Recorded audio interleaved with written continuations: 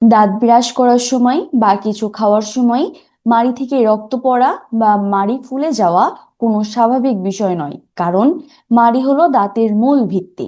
আর মাড়ি ফুলে যাওয়া বা রক্ত পড়া মানে হলো সেখানে ইনফেকশন শুরু হয়েছে। দাঁত ও মাড়ির সংযোগস্থলে ব্যাকটেরিয়া জমে প্লাক তৈরি করলে মাড়ির প্রদাহ সৃষ্টি হয়। যদি সময় মতন ব্যবস্থা না নেওয়া হয়, তবে মাড়ি আলগা হয়ে দাঁত অকালেই নষ্ট হয়ে যেতে পারে বা পড়ে যেতে পারে। বিভিন্ন কারণে মাড়ির গোড়া থেকে রক্ত পড়তে পারে, তার মধ্যে অন্যতম একটি কারণ হলো ডেন্টাল প্লাক। দাঁত ও মাড়ির সংযোগস্থলে খাবারের কণা জমে গিয়ে ব্যাকটেরিয়ার আস্তরণ তৈরি হয়, যার কারণে মাড়ির গোড়া থেকে রক্তপাত হতে পারে। দ্বিতীয়ত, ভিটামিন সি এর অভাব।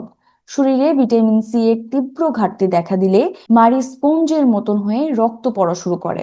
তৃতীয়ত, ভুল ব্রাশ করার পদ্ধতি। খুব জোরে বা শক্ত ব্রাশ দিয়ে দাঁত মাজলে মাড়ি ক্ষতিগ্রস্ত হয়, ফলে মাড়ির গোড়া থেকে রক্তপাত হওয়ার সম্ভাবনা অনেক বেশি থাকে। এছাড়াও দীর্ঘদিনের জমে থাকা পাথর থেকেও মাড়ির গভীরে ইনফেকশন হয়ে থাকে।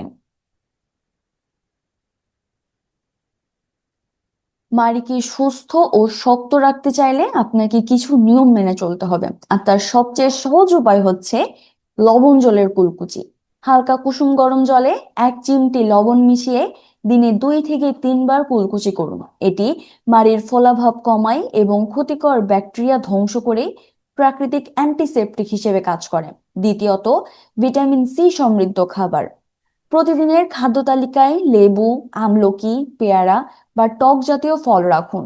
ভিটামিন সি মাড়ির টিস্যুকে মজবুত করে রক্ত পড়া বন্ধ করতে জাদুর মতন কাজ করে। তৃতীয়ত, সঠিক ব্রাশ ও ফ্লোসিং। সব সময় সফট বা নরম ব্রাশ ব্যবহার করুন। দিনে 2 বার ব্রাশ করার পাশাপাশি ডেন্টাল ফ্লস বা সুতা দিয়ে দাঁতের ফাঁক পরিষ্কার করুন। মনে রাখবেন, ব্রাশ কেবলই দাঁতের 70% পরিষ্কার করে, বাকিটা ফ্লসিং এর কাজ। এছাড়াও লবঙ্গ বা টি ট্রি অয়েল। মাড়ি খুব বেশি ফুলে গেলে 1 টুকরো লবঙ্গ চেপে ধরে রাখুন অথবা লবঙ্গ তেলের মালিশ করুন। এটি একটি অ্যান্টিব্যাকটেরিয়াল উপাদান যা ব্যথা ও ইনফেকশন দ্রুত কমিয়ে দেয়। আর সবচেয়ে কার্যকর পদ্ধতি হলো প্রফেশনাল স্কেলিং। যদি মাড়িতে পাথর জমে যায়, তবে ঘরোয়া উপায়ে তা দূর করা সম্ভব নয়। তাই প্রতি 6 মাস অন্তর অন্তর একজন ডেন্টাল সার্জনের কাছে গিয়ে দাঁত স্কেলিং বা পরিষ্কার করানো আপনার একান্ত কর্তব্য। তবে মাড়ির গোড়া ভালো রাখার জন্য নিয়ম মেনে চলার পাশাপাশি আপনার জীবনযাত্রার পরিবর্তন আনতে হবে। আর এজন্য ধূমপান বা জর্দা খাওয়ার অভ্যাস ত্যাগ করতে হবে, কারণ এটি মাড়িতে রক্ত সঞ্চালন কমিয়ে দেয় এবং ইনফেকশন তৈরি করে। এছাড়াও অতিরিক্ত মিষ্টি জাতীয় খাবার খাওয়ার পর মুখ ভালো করে ধুয়ে ফেলার অভ্যাস তৈরি করুন। মনে রাখবেন, মাড়ির ইনফেকশন রক্ত প্রবাহের মাধ্যমে আপনার হার্টকেও ক্ষতিগ্রস্ত করে। তাই একে সামান্য সমস্যা ভেবে এড়িয়ে যাবেন না।